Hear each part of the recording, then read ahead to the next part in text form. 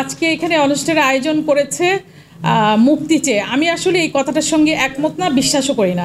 কাদের কাছে চাইবো? এই গুন্ডাদের কাছে? আওয়ামী লীগ তো একটা গুন্ডা সরকার। এই হাসিনা একটা গুন্ডাদের মানে সর্দার থাকে না গ্রামে, ডাকাতদের সর্দার, ও হচ্ছে গুন্ডাদের সর্দার। ও হয়েছে মানে ভোট ডাকাতদের সর্দার এবং গুন্ডাদের মানে সর্দার। তো এই গুন্ডাদের কাছে আমরা কোনো মুক্তি চাই না। আমরা ইতিমধ্যে আমাদের নেতা তারেক রহমান তারুণ্যের রোড মার্চ ঘোষণা করেছেন প্রত্যেক ডিভিশনে। সেখানে সিলেট ডিভিশনে একটা পড়েছে আগামী 21 তারিখে।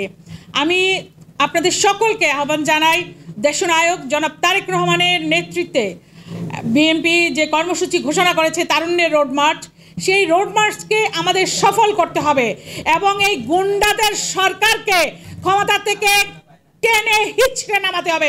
পারবেন না ভাই? ওদেরকে নামালে পরেই হচ্ছে সবাই বের হয়ে আসবে, সবাই মুক্ত হবে।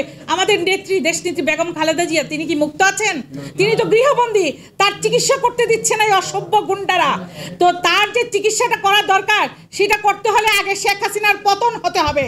শেখ হাসিনা যেই একটা মানে কি বলবো, এটার আসলে কোনো আত্মমর্যাদা, ব্যক্তিত্ব, মোনাফেক তো মোনাফেক, এর কোনো আত্মমর্যাদাও নেই।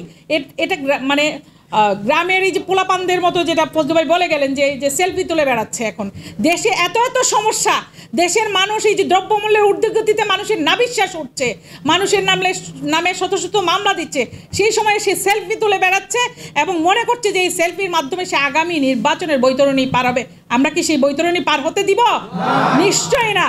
আগামী 21 তারিখে যেই তারুণ্যের রোড মার্চ অনুষ্ঠিত হবে সেখানে আমরা সকলে থাকবো ইনশাল্লাহ এবং এই গুন্ডাদেরকে টেনে নামাবো। সবাই ভালো থাকবে।